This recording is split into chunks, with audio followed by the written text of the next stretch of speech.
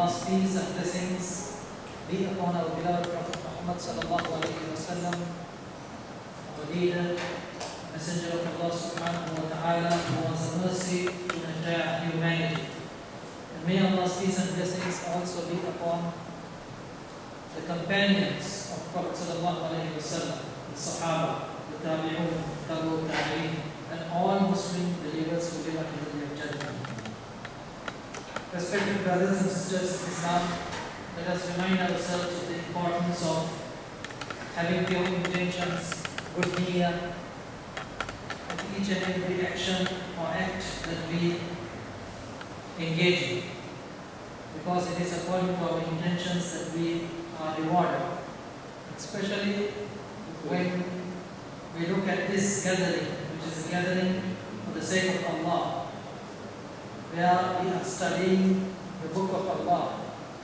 So it is a blessed gathering. So may Allah subhanahu wa ta'ala give us those blessings and help us benefit from what we are gaining during this time. We are going through the verses of Surah Al-Mulk, the 67th chapter of Al-Quran, which is the first surah of the 29th juz. The 29th juz contains surahs that were revealed in Makkah. And one of those surahs is Surah Al-Mulk, which is why Surah Al-Mulk, the theme is about Aqeedah. It's about belief. It is about believing in Allah. It is about believing in the hereafter.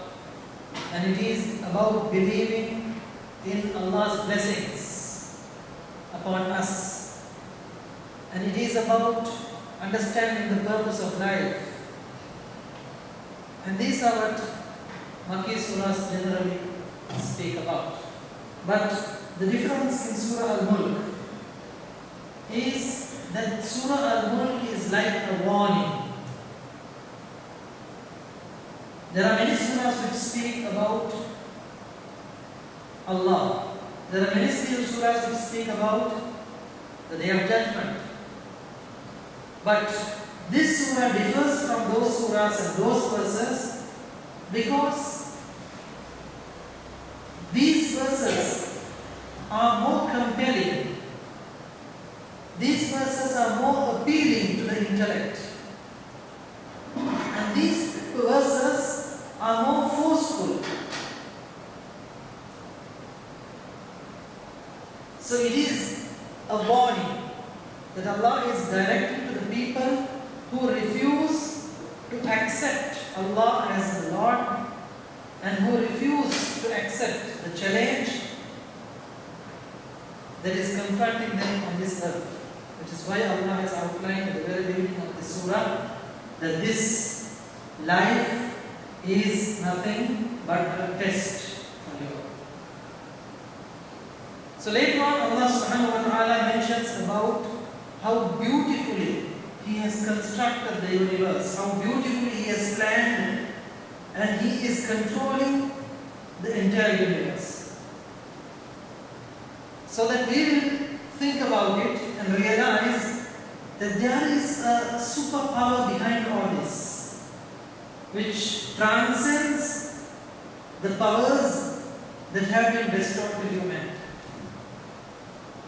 No human being has the power to come out with a minute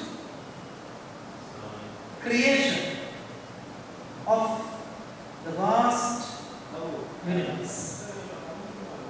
So man will realize his insignificance. He will also realize his dependency upon Allah subhanahu wa ta'ala. And eventually he will turn to Allah subhanahu wa ta'ala and seek help from Him. So this is what this surah aims at. It aims at making all the human beings, all people, servants of Allah, to serve and obey Allah subhanahu wa ta'ala. So today we come to yet another section of this surah, which begins with verse number 15. From verse ayah number 15 till ayah number 22, inshallah, we will go through in today's lesson. أعوذ بالله من الشيطان الرجيم.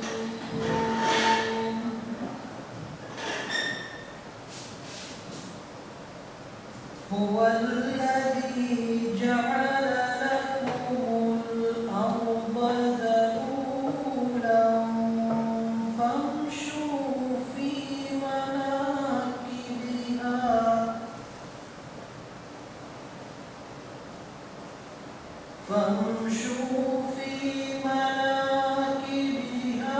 وكلوا من رزقه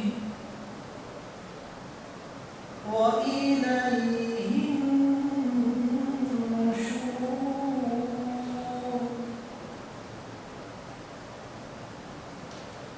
أأمنتم من في السماء أن يخسف بكم الأرض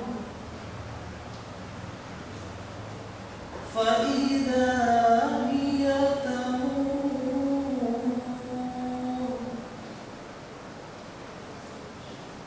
أم أمنتم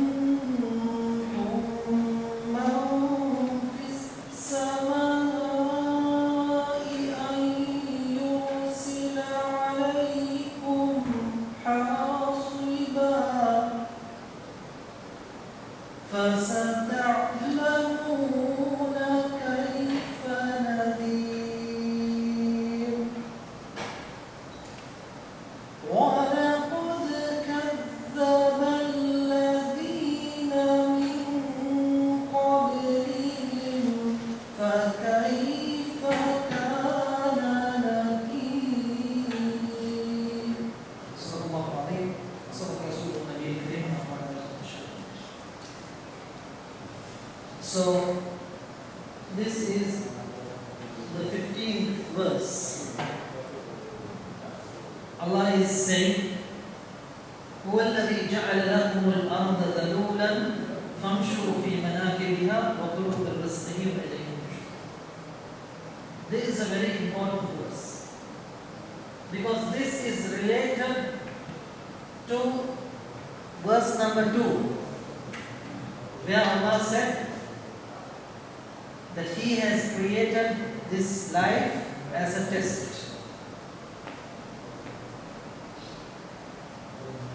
Testing what?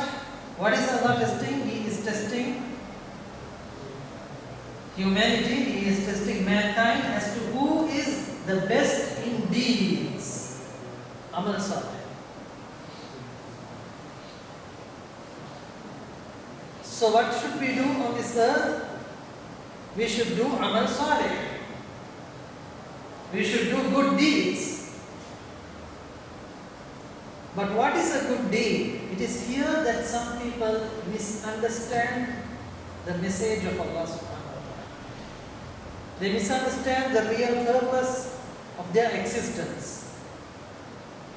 They misunderstand what they should do on this earth. So this verse is clarifying one misunderstanding which prevails among some Muslims who claim to be religious. And their sense of religion prevents them from engaging in worldly affairs on the basis that these worldly affairs are not what Allah created us for. Allah has created us only to worship Him, which is what Allah says in the Quran. وَمَا خَلَقْتُ الْجِنَّ وَالْإِنسَ إِلَّا لِيَعْبُدُونَ. Surely we have not created mankind or the jinn except to worship Him. So let us see what this verse is saying. هُوَ الَّذِي, and it is He who made the earth subservient to you. The world, the earth is under our control. As long as we live on it, we can make use of it as we please. So walk among its slopes and eat of his provision, and to him is the resurrection. So going through the words in this surah, we say huwa alladhi. It is he who ja'ala. Ja'ala is different from khalaqa. Both are make, create. But when you say khalaqa, it means to create something from the beginning. Ja'ala, it's not creating something from zero, but it is transforming something. That means something already exists and you are making it into a different form. So he is saying, هُوَ الَّذِي جَعَلَ لَكُمْ, for y'all, al-ard, the earth, ذَلُولًا. He made the earth for you as dhalul. Dhalul means subservient. Now he is the one who made for you the earth subservient. So ja'ala lakum al-ard dhalula. Dhalul means, we will go through the meaning of that dhalul later in detail. But dhalul means that it is tame. When you see tame animals, even some ferocious animals could at times be tame. So it is like that Allah is describing the earth as if it is an animal that has been tamed. So once it's tamed, you are able to make use of it, you are able to be with it, you are able to climb and ride on it, and so on. So this earth is like a tamed animal. You are riding on it. So just imagine a wild animal is running full speed. Will you be able to sit on it and ride? No, it will throw you off. So Allah is saying, no, this will not happen for the earth, because we have created the earth as a tamed creation. We have tamed. And when Allah says Ja'ala, He made for you the earth as tame, it means in another angle that the earth was originally not tamed for human beings. It means it was not ready for human life. So Allah is the one who has made it in such a way, or prepared it in such a manner that it will be tamed. So Allah is saying that and saying famshu. So walk fi manakibiha. Walk in the paths. Manakib means paths. Wa kulu, and eat. Kulu, eat. Min rizqihi, from the rizq. Now rizqihi, the rizq, whose rizq? Huwa. Yeah. It is He who made the earth tame for you, subservient to you. So walk in all its parts, all sides of it, and eat from His provision. His good provision means Allah's provision. Then Allah finally ends that verse, وَإِلَيْهِ nushur.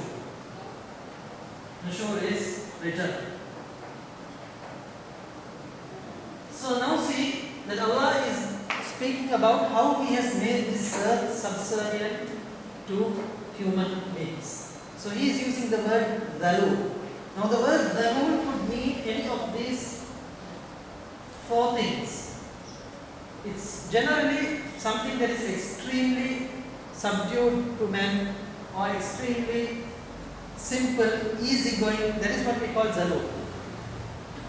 From this word also comes another word which is dhilla or dhul. That is humility. Humility. So zalul is something which shows that you are humble, you are broken, you are easygoing. You are not haughty, you are not big and things like that. So the earth has been made zalul could either mean that the earth is easy for us to live and move on it. That is, the earth has been spread, as Allah says, it has been spread so that we will be able to walk. And there are different paths and ways to find our way. So, number one, the earth has been tamed to us by making it easy for us to live upon it and for us to move about in it. Number two, the earth itself is soft, it's not harsh, because it's a wonder why this entire earth is not rock. Had Allah so desired, He would have made this entire earth one solid rock, or the entire surface covered in rock. But Allah did not make it. He created water, sand, different types of soil, different types of rocks. And according to the different places, different regions in the world, the type of earth differs, the type of atmosphere differs. So it has been made gentle, soft. Then again, tamed means it has been made fertile for us so that it will help us in different ways. Now we know how many ways the earth helps us. It helps us by growing plants, and we benefit from those plants. It gives us food for the other animals and for ourselves. Then also in the earth we find many valuable minerals which we can make use of. We find iron which is used in all spheres of industry. So like this, the earth has a lot of benefits.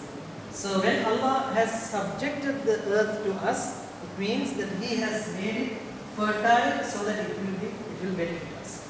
Then again Allah is saying that the earth has been tamed, means it has been made stable.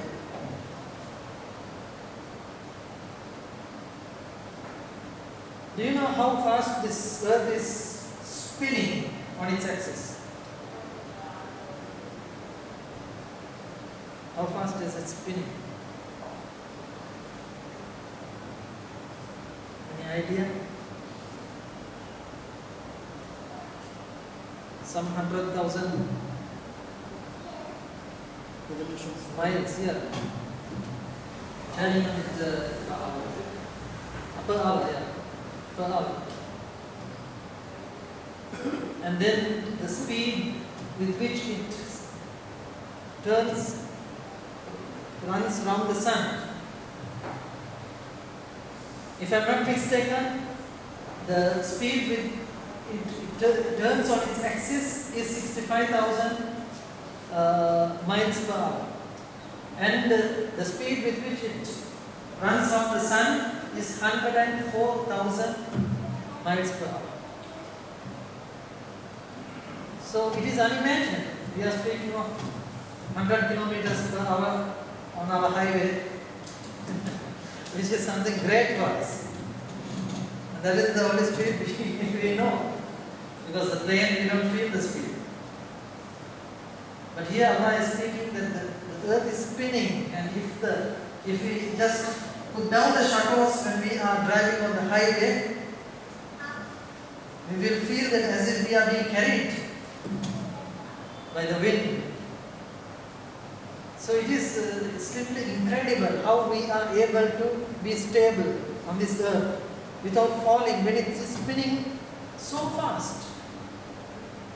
And it is at the same time making a journey very fast. So Allah has, even with all this activity, Allah has made the earth suitable for man. He has given the earth a magnetic power which will pull down all that is on it. And He has created above the earth an atmosphere, layers of the skies to protect the earth. So in such a way, Allah subhanahu wa ta'ala has made this earth an ideal place, a suitable place for man to live. Even the positioning of the earth at an angle of some 23.5 degrees or something like that. It is positioned like that. Even that is very precisely kept at that angle. And if not for that angle, there would have been great disruption in the various climates. So this shows that Allah has what lot of things Allah has done in order to prepare, make this earth ideal for human life. That is why Allah is saying, "Huvalladhi ja'al." It is He who. Allah does not say Allah made the. No, He said it is He who, which means there can be no doubt. There can be no one else who did it except Allah. He made the earth beautiful. Then Allah says that, and then He is saying, now that we have made the earth tamed for you, what should you do? Famshu, you should walk. Fi manakibiha. Now the word manakib. Who has heard this word before? Anyone of you heard this word before? You never heard? What's the meaning? Oh, we have it common. It's common. It's common. In what places have you heard it? Disciples, manakib or something. Something like that, no? Yeah. Some function in the Arabic Function, yeah. The radio, Muslim Nihaj.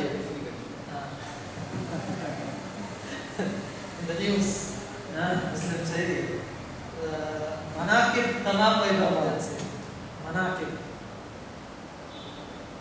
Manakib. That manakib is different. This manakib is different. This manakib is, what was this manakib? With kaf. Manakib. That is manaqib. With a qaf. What is that?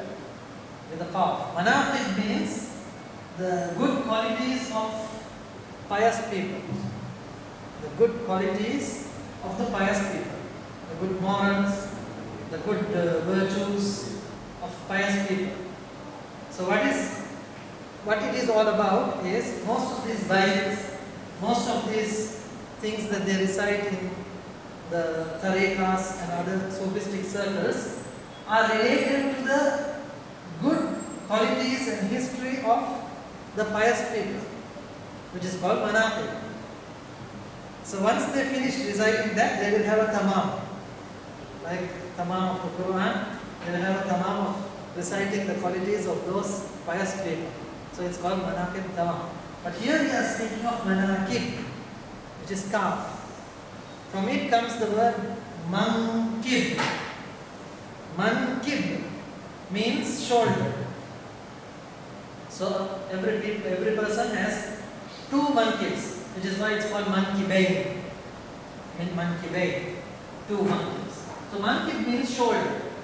So the shoulders are located in the sides, in our two sides. Now we can see a lot of qualities for the shoulder. Number one, the shoulders. Actually, I don't have good shoulders, but if someone has a nice shoulder, well-built shoulders, it will be protruding. It will stand up. Afghanistan. And number two, Chesney. Number two, it will be a sign of strength. Shoulders are a sign of strength. And so they are protruding and they are a sign of strength and they are located on the sides of people. All these meanings are found in this particular verse. When Allah is saying, Famshu fi manakibiha. Ha, where does the ha go to? Ard. Huvalladhi ja'ala lakum al-ard. He made the earth. Now the earth is feminine. So you walk on, number one, it would be the different sides of the earth. All sides of the earth you walk. You don't need to be confined to one place. If you don't find your rizq in one place, you go and find it in another place. Number two is you take trouble in finding the rizq. Don't think that the rizq will come to you as you sit in your home. Don't think it can come to you without you exerting any effort. No. You even climb the mountains in order to obtain your rizq. And then also it is said that manakib is also used by the Arabs for camels. What type of camels? Camels which have been tamed so that it is easy to climb and ride on it. So manakib.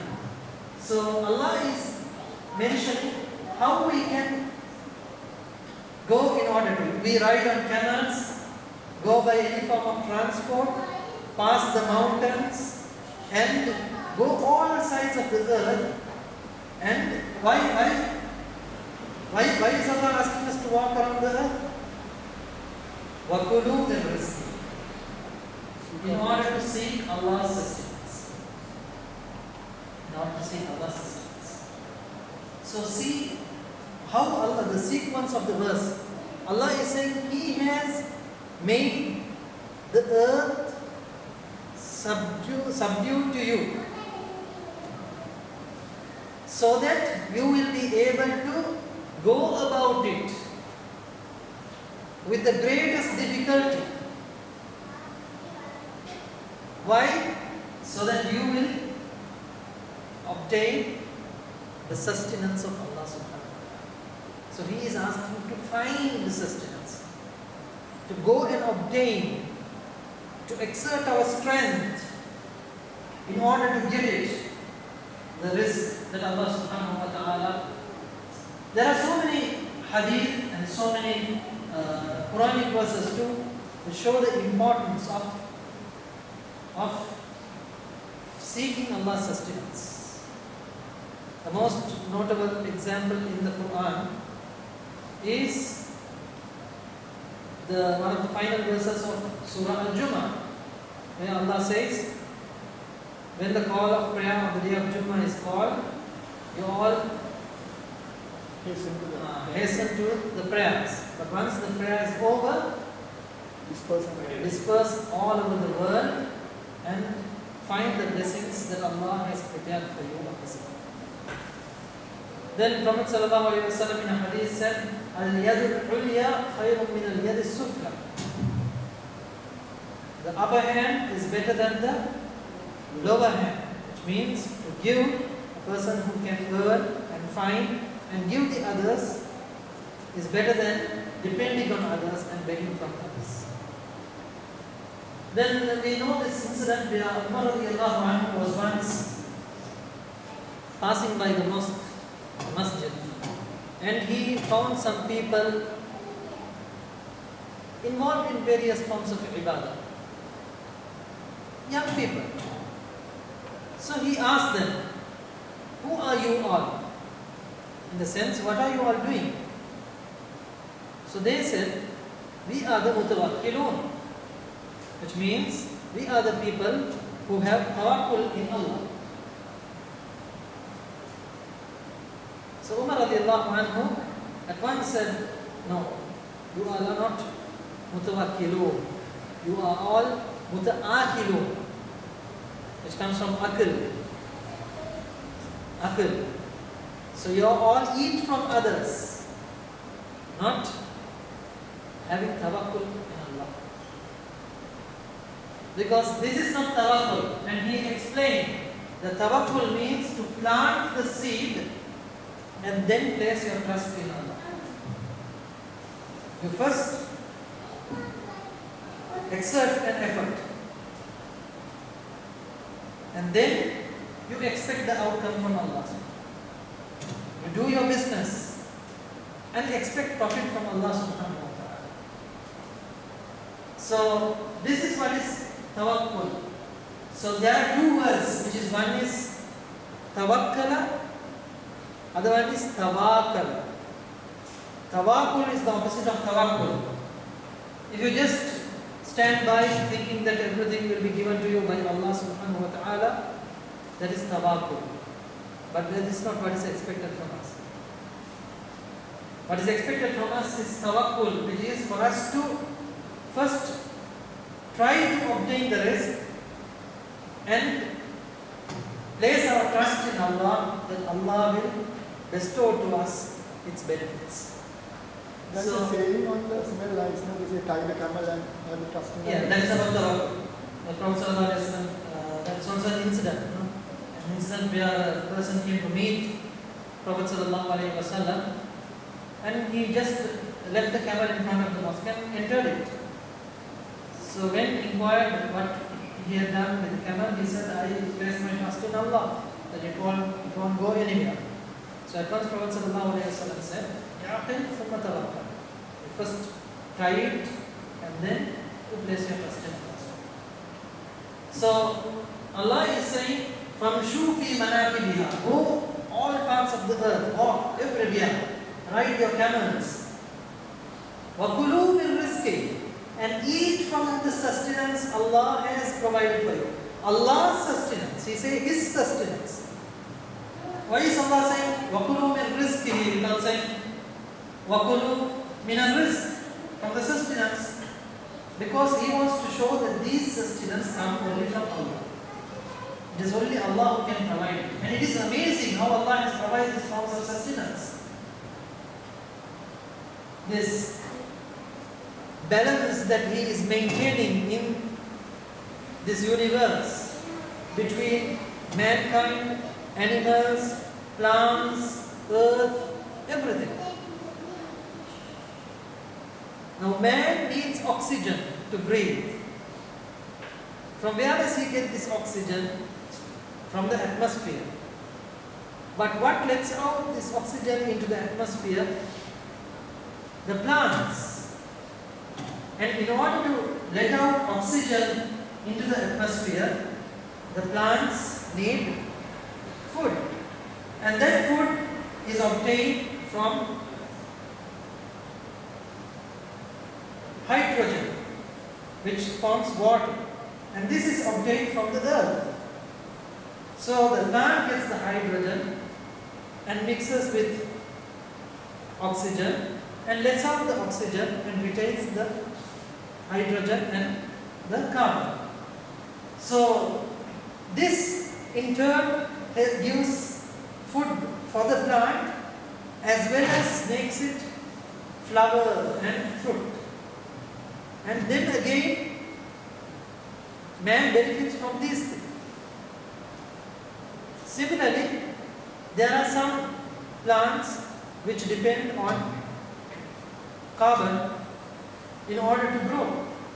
So when these plants let out this carbon, or when the human being let out the carbon, the plants will be able to absorb it. So in this manner, Allah subhanahu wa ta'ala has created an amazing balance between all these forms of sustenance. Can man do this? Can man create this? This way Allah is saying, the risk comes from Allah. If man had tried to prepare any of this risk, he would not have been able to do it. So these minute details about various forms of sustenance that we see around us was not known to man except in later ages when the science progressed. So Allah at that time is saying that all this is Allah's creations and all this is Allah's forms of sustenance. So فَقُلُوا مِنْ رِزْقِ. Having said that, Allah is saying وَإِلَيْهِ النُّشُورُ.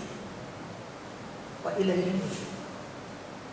Now here comes the wisdom behind Allah mentioning about the skies and mentioning about the earth and then mentioning about the Day of Judgment.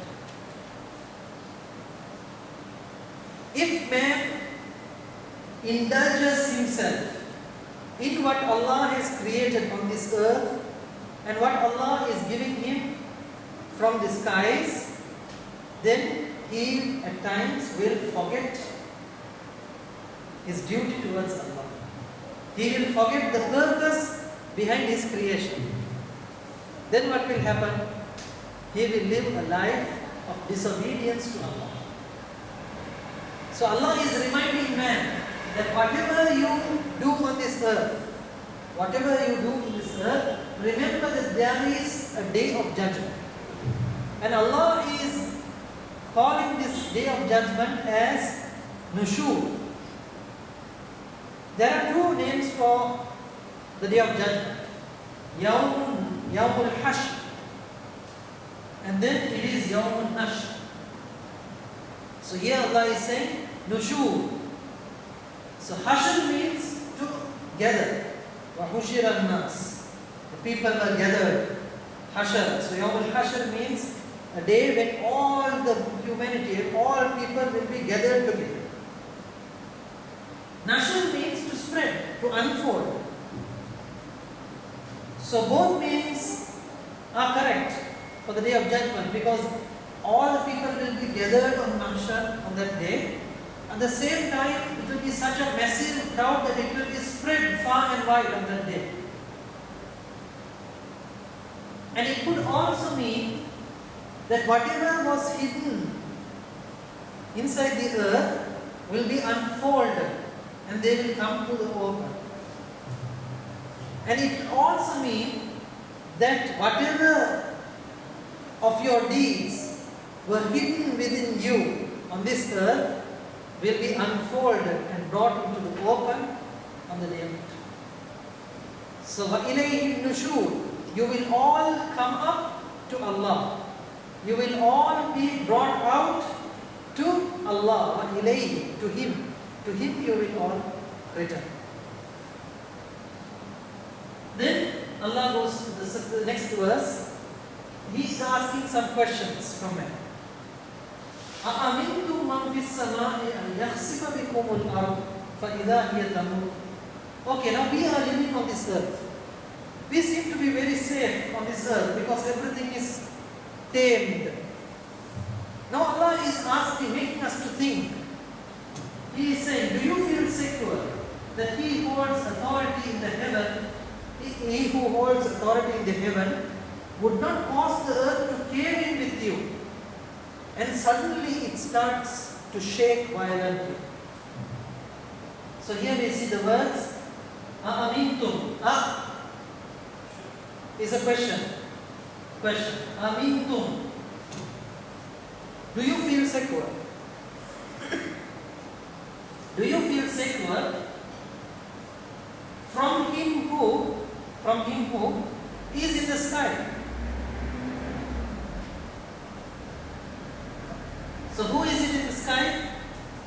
Allah.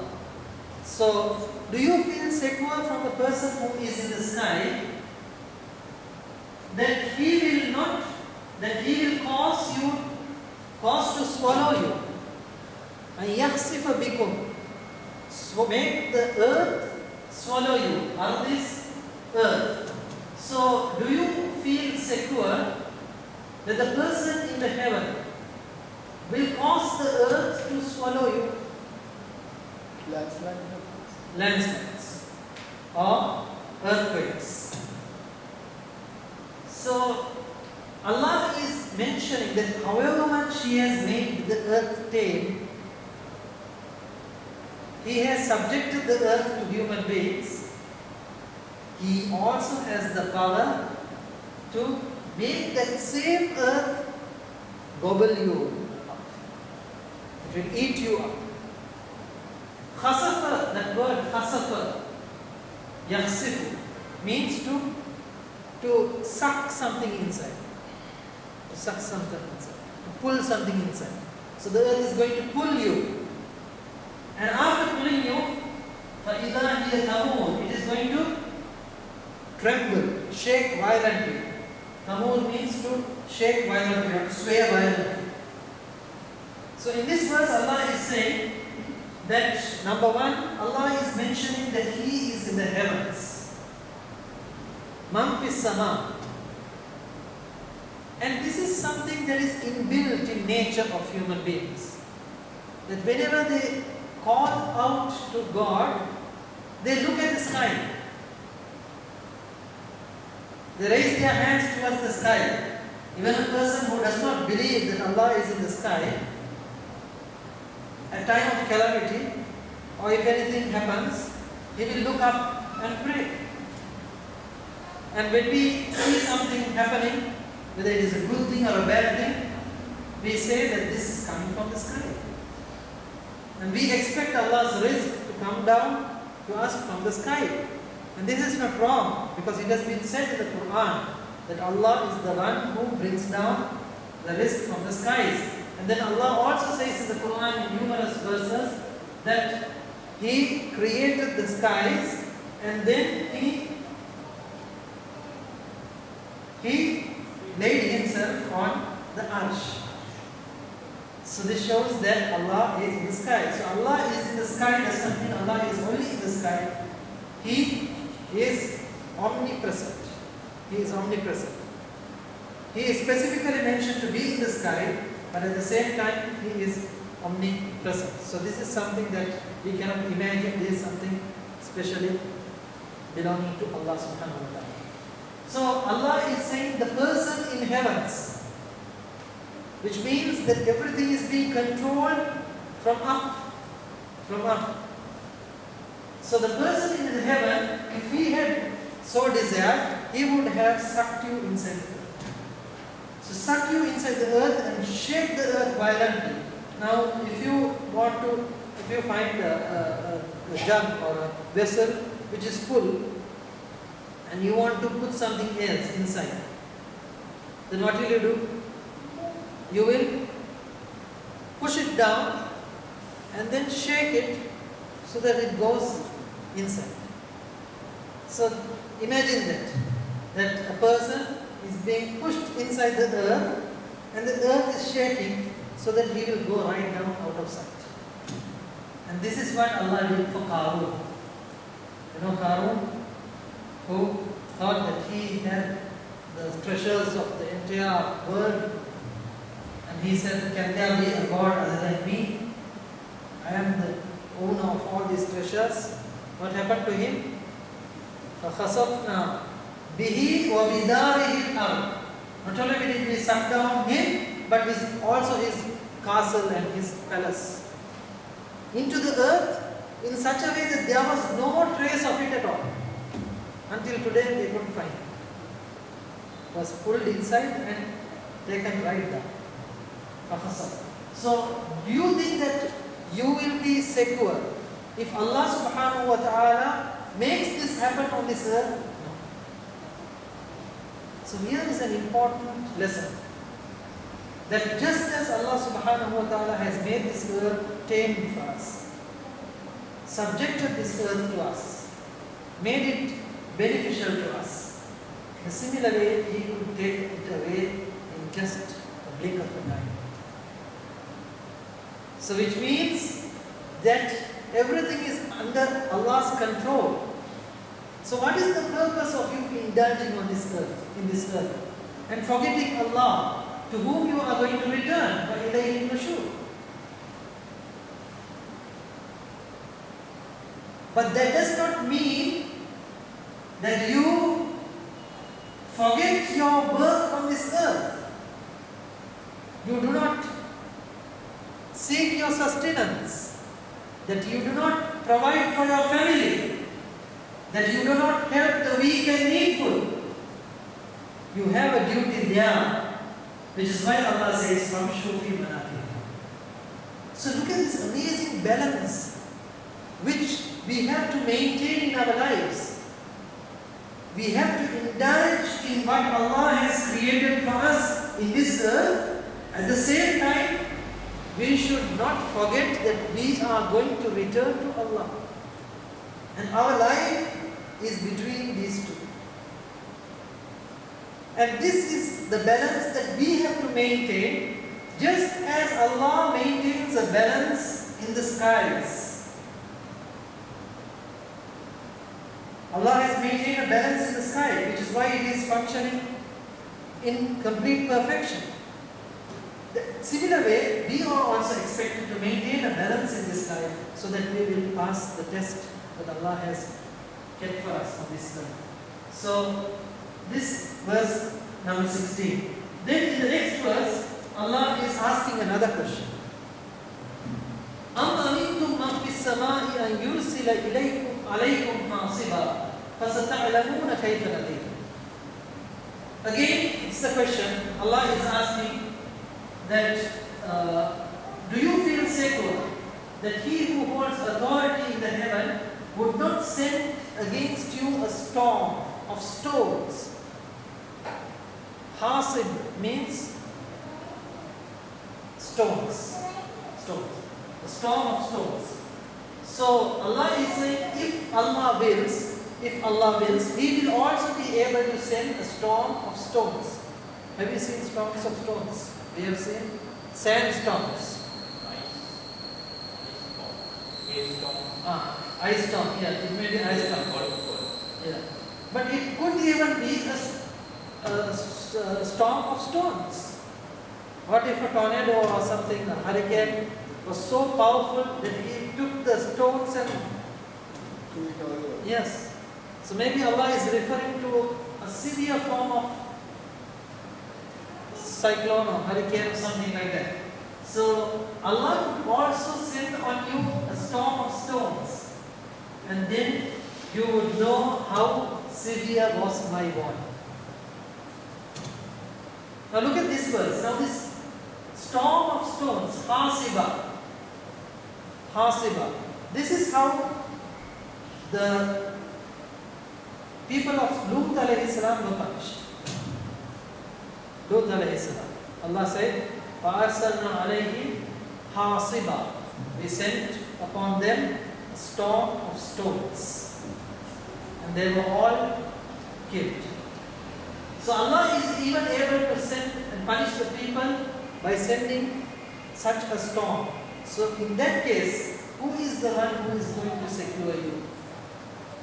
So do you feel secure on this earth if Allah is able to send such a storm? You will not feel secure. So then Allah is saying, فَكَيْفَ نَذِيرٌ. فَكَيْفَ نَذِيرٌ. How is my Nazir? Nazir has two meanings. One is Nazir is a warning, which is inzar, a warning, and Nazir is also a warner. But here Allah is saying my warning, or my warning. So Allah in the Quran is repeatedly warning people, warning human beings of the different calamities that befell the communities who lived before, when they disobeyed Allah. So we have to heed this warning. If not, we will be taken by surprise when such a calamity befalls us. So Allah is saying that He is in such times of calamity that people will realize my warning, the truth of my warning. Or it could also mean warner, and that would refer to Prophet Muhammad sallallahu alaihi wasallam. So he was the warner on this earth, which is why Allah said, "Inna arsalnaka," and then He says, "Mubashiran wa nadhira," a person who gives glad tidings and the person who warns. And the warning was one of the very first methods that Prophet sallallahu alaihi wasallam used in order to proclaim da'wah. He climbed on top of the Mount Safa and called all the tribes, and then asked them, if I were to tell that an army is coming from behind me to attack you, will you believe me?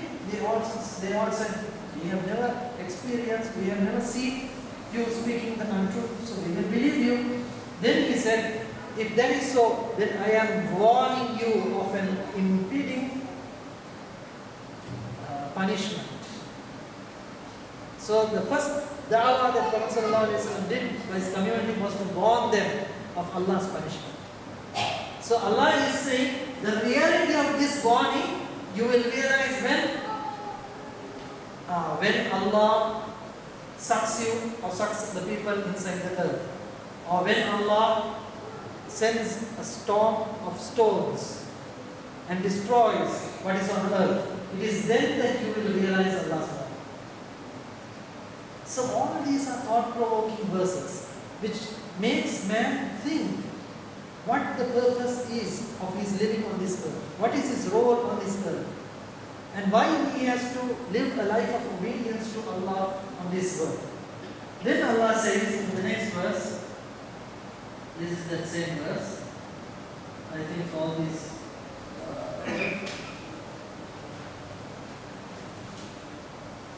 وَلَقَدْ كَذَّبَ الَّذِينَ مِنْ قَبْلِهِمْ فَكَيْفَ كَانَ نَكِيرٌ. Those who came before them also denied, and how terrible was my reproach. Nakir, reproach means punishment. That's also punishment. So here Allah is saying, وَلَقَدْ. وَلَقَدْ means to say that something has finished happening. So, and indeed, كَذَّبَ الَّذِينَ مِنْ قَبْلِهِمْ. The people who lived before them, too, they denied.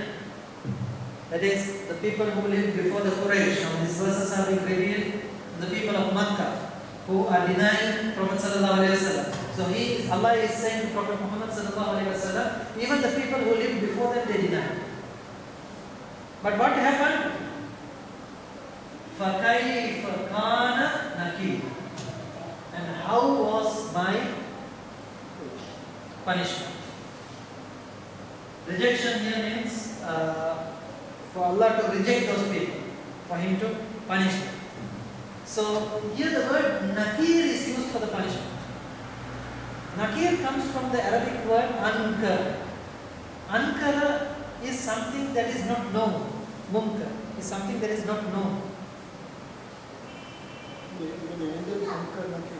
That is different. That is different.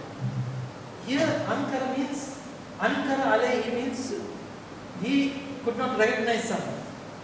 A person who is not recognizable, who is not known. And it is from this word that the word nakir comes. A nakir could either mean a person who punishes or the punishment itself. So Allah is asking, the people who lived before them, they too denied, but how was my punishment? He is challenging the people. How was my punishment? So the word nakir has been used for punishment, whereas we know azab is punishment.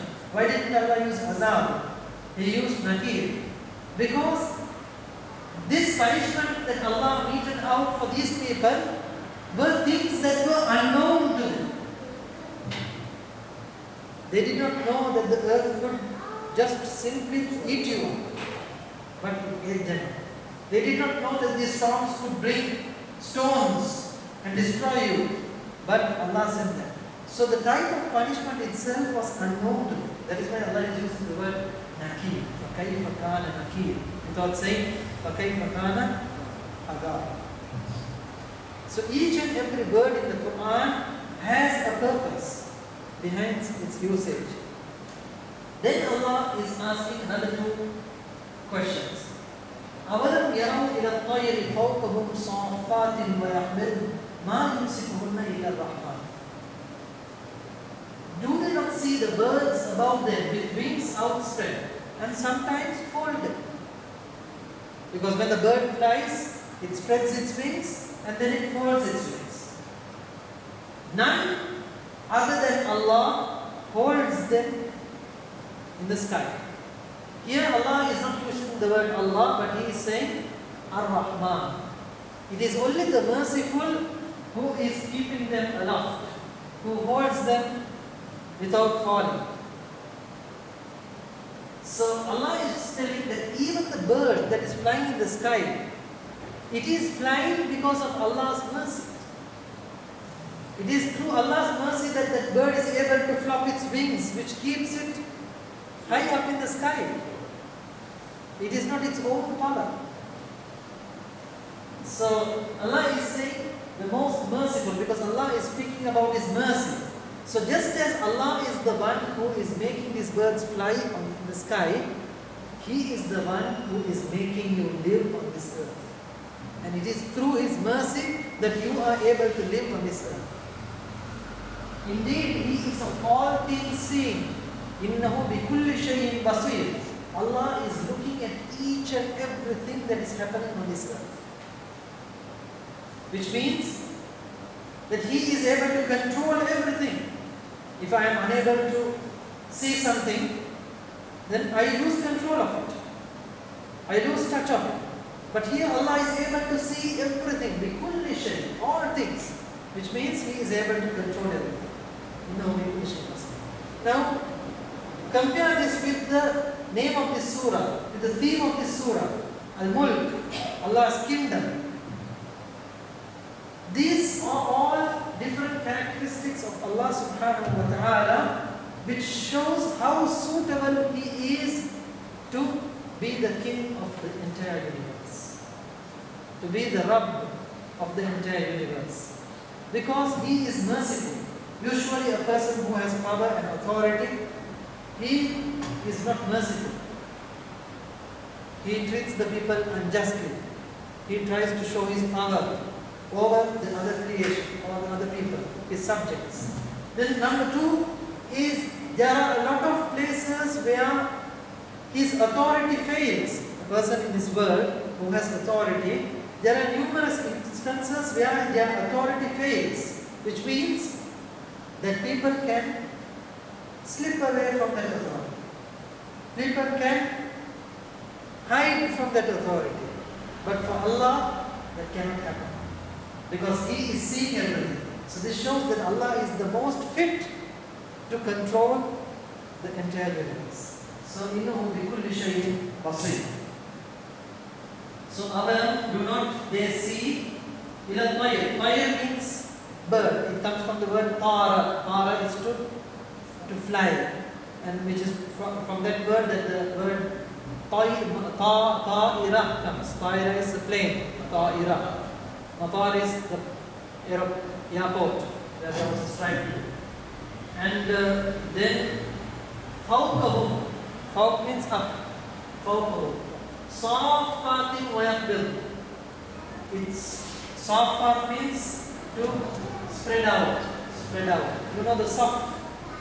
The saf, when you spread out in a row, it's called saf. So safat means to spread out straight. Then wayaqbil comes from the word qabada. Qabada means to hold tight. Qabada, Allah uses the word qabla for His power, to show His power, how He is able to take people to task. So wayaqbil means to hold down, to fold. Safati wayaqbil, ma yumsikuhunna illa Rahman. Amsaka means to hold back, amsaka, or to hold something. You know the imsak. What is imsak? In the Arab countries, we know that Ramadan timetable. Ramadan timetable is called imsakiya. They call it imsakiya. Because imsak means to hold yourself from eating and drinking. You hold yourself. That is what fasting is. So imsak comes from that word, to hold yourself. So Allah is ma yumsikuhunna. No one holds them illa Allah, illa Rahman. Allah the merciful. Innahu bikulli shay'in basir. So surely He is the witness. He sees everything. He sees everything. Then Allah is saying in the next verse, Amman hadha alladhi huwa jundun lakum yansurukum min duni Rahman. Or who is it that could be an army for you in order to aid you, other than the most merciful? Both verses are using the same word, merciful, because Allah is showing how merciful He is to provide us with a life on this earth, to provide us with all sustenance that we need on this earth, for having tamed the earth in such a way that we can live on it. But had Allah so desired, He could have sent an army to destroy us. Can there be any army other than the merciful of Allah, who will be able to save us in times of calamities? No. So He is asking, Amman hadha alladhi huwa jundun lakum. Because most of the people on this earth, when they want to transgress, when they want to show their power, when they want to think that there is no one better than them, what do? They get hold of all their friends and their people and show their might through their army. So Allah is saying, what is that army? Compared to the Rahman, the merciful Allah. So are those army able to save you, help you? Inil kafiruna illa fi ghurur. Surely the disbelievers are living a life of delusion. They are living a life of delusion. So here Allah is saying, Amman hadha alladhi huwa jundun. Jund means army. Junud, armies.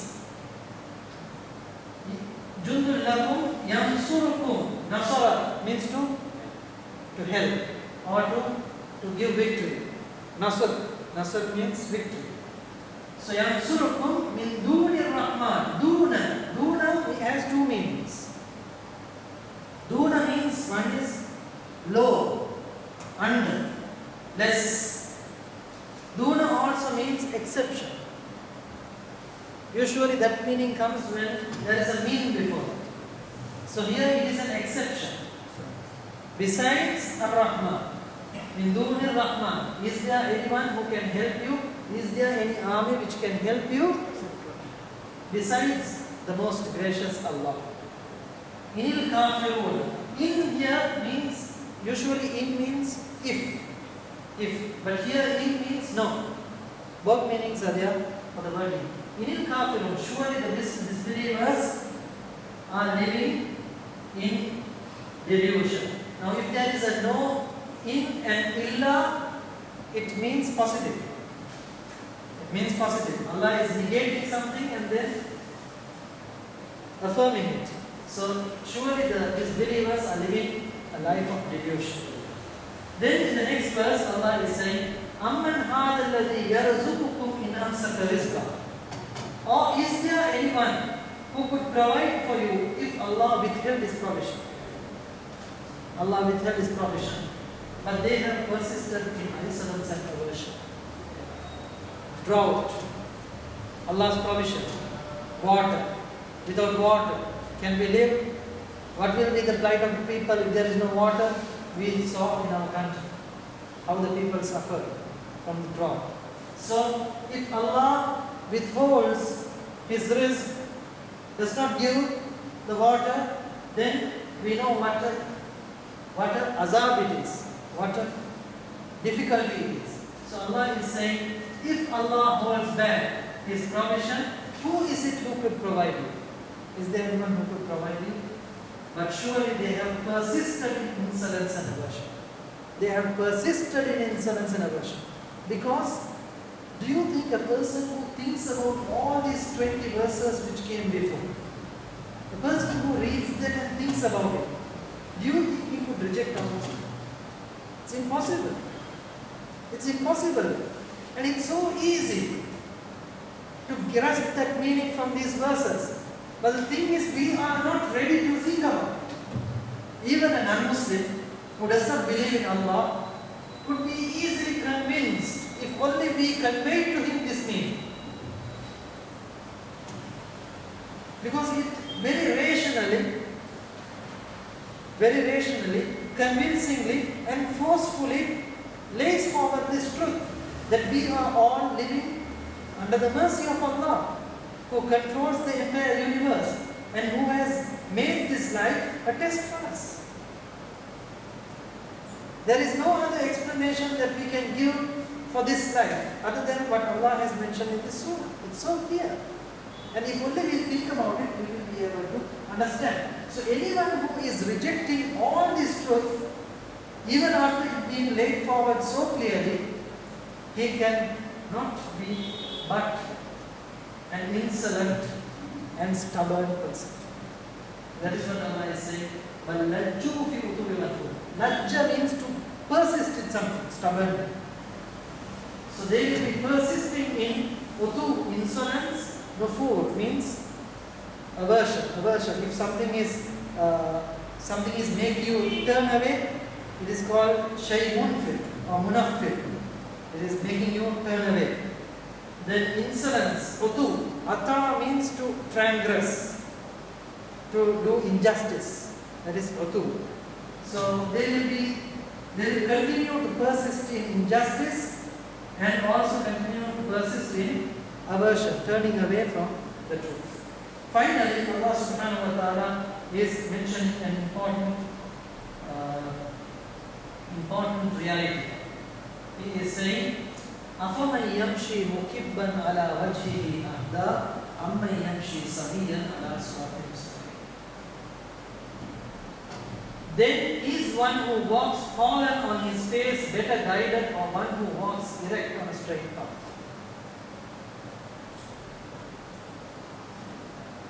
If something is not proper, if something is not functioning the way it should function, or if someone is not thinking the way he should think, what do we say? We say he is thinking upside down. He is walking upside down. He is working upside down. So that is what Allah is asking. Look at these people who are rejecting the reality. Look at these people who are rejecting the truth.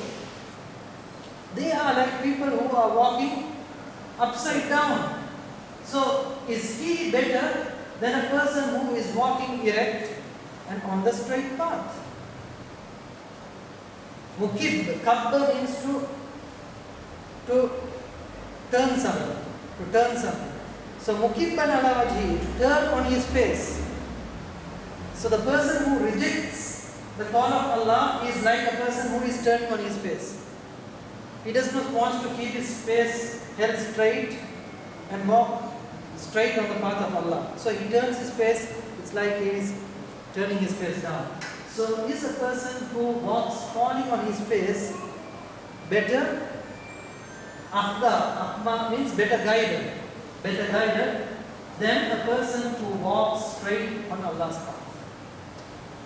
So all these are questions that Allah is repeatedly asking mankind so that he will think, he will ponder. And it is by reciting these verses that we will get a chance to think about our life.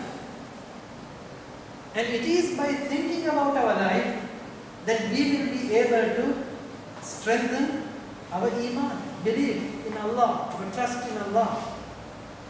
And if we do not strengthen our iman, we will lose control, we will lose touch, we will lose love of Allah subhanahu wa ta'ala. And without it, we cannot succeed in this way. So Allah is telling us in this surah what this life is all about, and He is also showing us the way how to live on this.